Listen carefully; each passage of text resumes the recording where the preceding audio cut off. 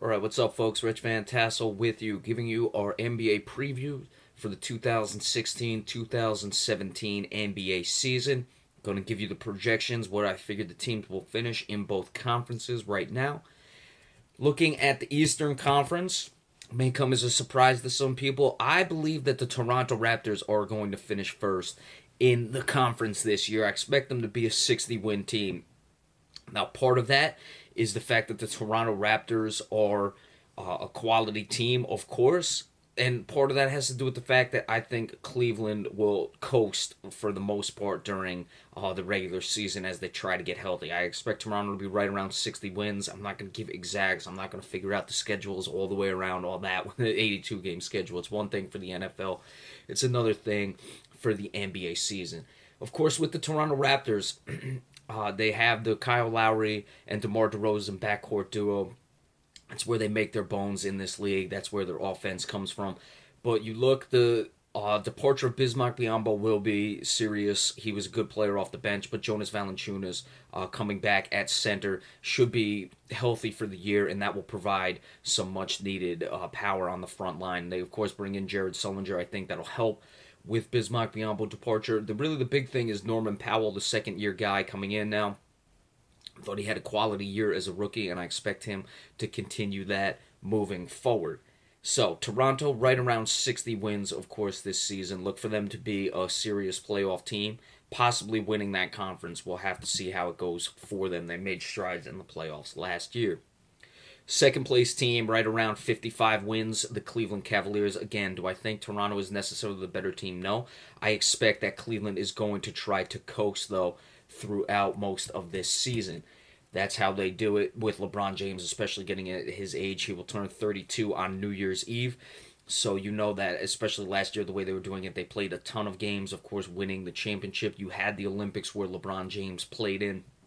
So expect him to really limit his minutes, and Cleveland will be playing for the playoffs most of this year. They, of course, did retain J.R. Smith.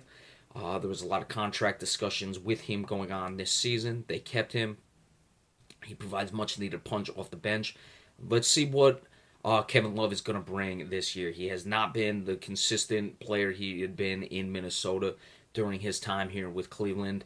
Injuries have played a part in that, just not getting in the flow of the offense. But Kyrie Irving, of course, I'm really interested to see if he's going to start pushing himself into the upper level of point guards in the NBA. The Damian Lillards, the John Walls, of course. Steph Curry, if we're considering him a point guard. Russell Westbrook, I just consider those guys guards, but certainly up to that. And Kyrie Irving would be more in the mold of the Westbrooks and the Steph Currys to me. But we'll see if he is going to develop and continue to shine in that regard. Of course, had the spectacular NBA Finals last year. Cleveland, you're gonna see what this team's gonna do in the playoffs. I worry about their depth in the front line, of course. They no longer have Timothy Mozgov on the team. He was big for them. I know that the league is moving to small ball at times. You bring in a guy like Mike Dunleavy to stretch the floor at a 6'9" guy. You have a Channing Frye. Two guys were 6'9", 6'11", respectively. They're more shooters who stretch the floor. So I wonder about the depth on this team on the front line behind Tristan Thompson, who I think is he is one of my favorite players, but certainly a guy who I think is one of the more underrated players in the league. Third place team, I have them right around 50 to 52 wins. I'd say more in the 52 win mark. Of course, we know I am a Celtics fan, but I'm going with the Boston Celtics there. Big thing with the Celtics, there's a lot of talk that the Celtics don't really have, the marquee guy. Of course, they signed Al Horford. We'll get into that in a moment. But I think that it's, overlooked that the Celtics have quality players at positions. Isaiah Thomas, you can say what you want about the guy. You look at the team's winning percentage with him as opposed to what they were doing without him after the Big Three era. They're 68 and 44 with him. They were about something around 45 and 89 without him after the Big Three era. So certainly the guy can get it done. Avery Bradley is a guy who's not only a top-end defensive player, been multiple-time defensive or all NBA team. He was first time last year. Certainly going to be in contention for a defensive player of the year. Guy who puts up 15 points though a game. shoots the ball almost 45% from the field and 36% from 3 points. So, what for a guy with that defense who gives you an offense such as that, I don't see how you're not considering this guy one of the top guards in the league. He's a quality player. Now, as far as what Al Horford is going to bring, you he's a quality shooter. He can, kill you in a pick and roll. Let's see what he does with Isaiah Thomas. I temper my expectations just a bit if I'm a Celtics fan, though. He's not going to give you back to the basket scoring, and I think that's one of the things the Celtics really need. Jay Crowder, can he continue his improvement this year? That's important. Marcus Smart has really got to step it up. For the Celtics, though, I think it's very important. It's not really being talked about, but I think that the loss of Evan Turner is really going to hurt this team. I was a big Evan Turner guy. His teammates loved him. Brad Stevens really loved him, and what he brought off the bench, controlling the game where he could. A guy at 6'7" who can score. He has point guard skills. I think that's really going to be a big loss. So look for Al Horford to really need to step up. He's going to have to, certainly rebound the ball as well. And Jaylen Brown, I'm sorry, folks. I know everyone loves Jaylen Brown, but I'm not looking at another Marcus Smart here. Jaylen Brown, if he's going to contribute, this guy needs to be putting up at least 12 points a game. It's unacceptable if he does not. Next up, the Indiana Pacers. I have them right around the 50 to 52 wins as well. Big addition for this team, Jeff Teague, quality point guard, lightning fast. They've really been struggling in the point guard position of late. And I think that's really going to help where you're taking the ball out of Monte Ellis' hands. Let's see if that will allow Monte Ellis to really make his offense more efficient. Of course, though, when you're talking about the Indiana Pacers, it's Paul George. Sensational player, came back from that injury. Look for him to really step up this season, carry this team. He's got some help now. Of course, you bring in Thaddeus Young as well. This team can really make some noise, and he's a sensational player. And I would look for him to be in MVP consideration this year. Indiana Pacers, with the additions of Jeff Teague as well as Thaddeus Young, are really going to make a difference for this team thus far this season, and look for them to be in serious contention. And that's the top four. Those are the home court playoff teams. Next up at fifth are right around 48 to 50 wins. The Chicago Bulls, of course, a lot of big additions. You bring in Dwayne Wade at 34. What does he have left? Rajon Rondo at point guard. I really like this move because with the, you had Jimmy Butler there to begin with. You bring in a Dwayne Wade. We saw that Rajon Rondo's best years in Boston where he was distributing, getting the guys the ball where they need to go. You also have a Michael Carter-Williams on this team now. So let's see how they incorporate the two, Rajon Rondo and Michael Carter-Williams, 2 point guards. Of course, Carter-Williams is a 6'6" guy, as opposed to Rajon Rondo, who's only 6'1". Robin Lopez also coming in, going to improve the depth of this team.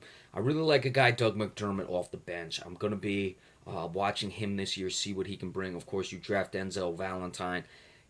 Is he going to be solid, or is he going to be more of the Jared Sullinger type player? That's something that we have to see coming into this game. Or not Jared Sullinger-like player. The injury issues with the Derrick Rose, is that what he's going to be like? Denzel Valentine, that is. So Chicago, there's certainly potential here. Of course, you have all those moving parts. You have to see how that will work out. But the fifth place team, the Chicago Bulls, I like them right around 48 and 30.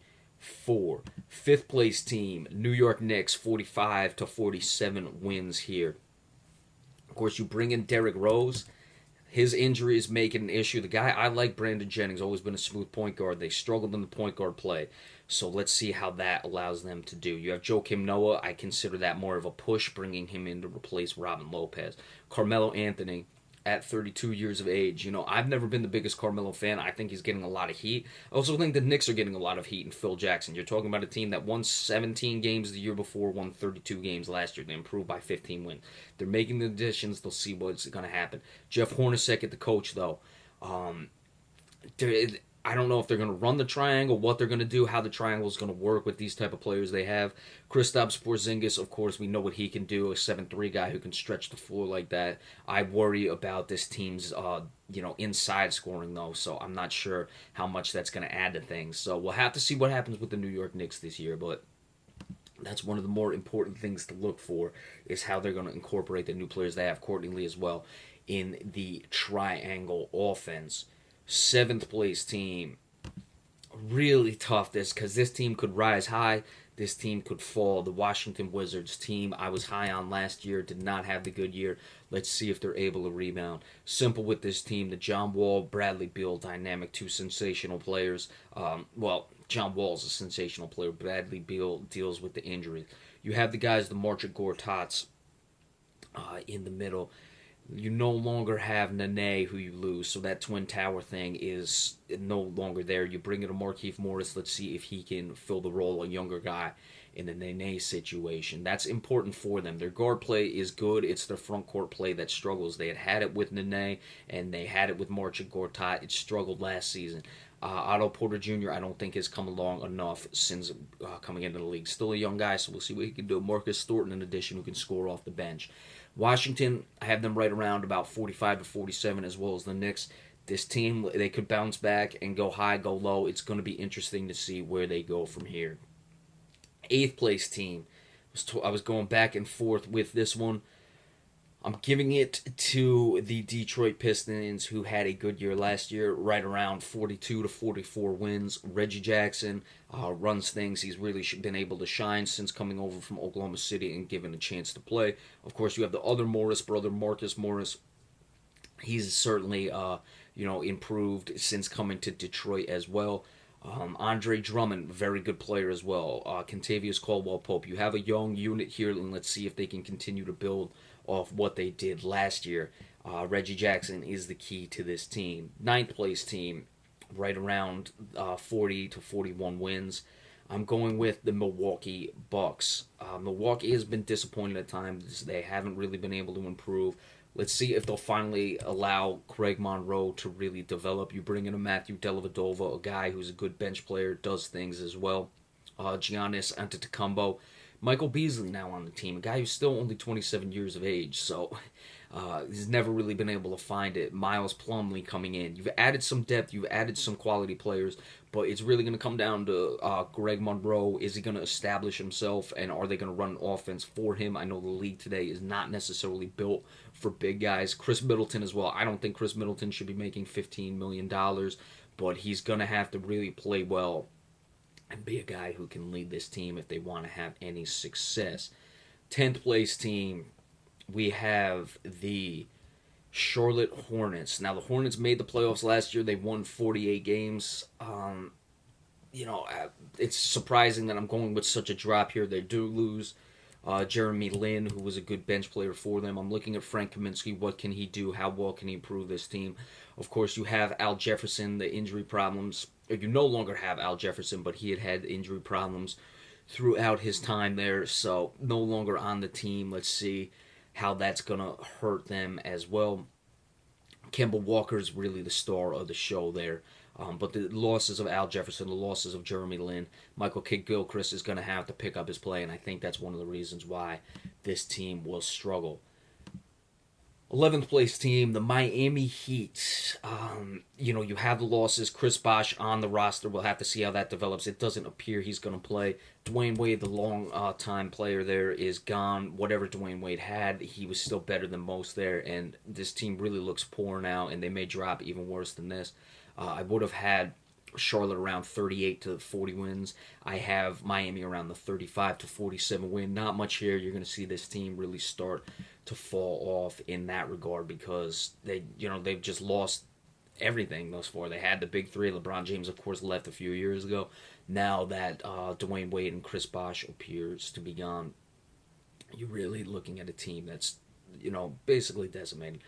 A team that could make some noise I have as the 12th place team. That's the Orlando Magic. They added the Bismack Biyombo. We just talked about him, how well he played. Let's see what he can do if he gets starters minutes, paying him $17 million. It's a lot. Nikola Vucevic, a guy who's been quality since coming over in that Dwight Howard trade, a guy who gives you 18 points a night, just under 9 rebounds, can defend the rim. He's going to have to, really step up for this team. Serge Ibaka, of course, they traded Victor Oladipo for him. I think that's going to be a loss, losing Victor Oladipo. Bringing in Jeff Green to provide some punch in the offense. I'll have to see how that works. I have this team right around where they were last year, 35 wins. I'm curious to see how much noise they can make thus far this season, though, with the new additions of Jeff Green and all that, because there's certainly potential here, but I just don't know what they're going to have. All right, really surprising team here, and I'm going with 30 wins. And this was a playoff team last year. Of course, they beat the Celtics. That's the Atlanta Hawks, dropping down all the way to 13th. Of course, they added Dwight Howard, but I like Dwight Howard. I don't think Dwight Howard's a problem. I look at the loss of Jeff Teague. I look at the loss of Al Horford. You're bringing in a Dwight Howard, but he's not the type of player that Al Horford is. Al Horford, of course, with the Mike Budenholzer system, it's much more team-oriented, much more passing. With Dwight Howard now, you're relying on a guy you have to get the ball to feed. I really don't like the losses of this team.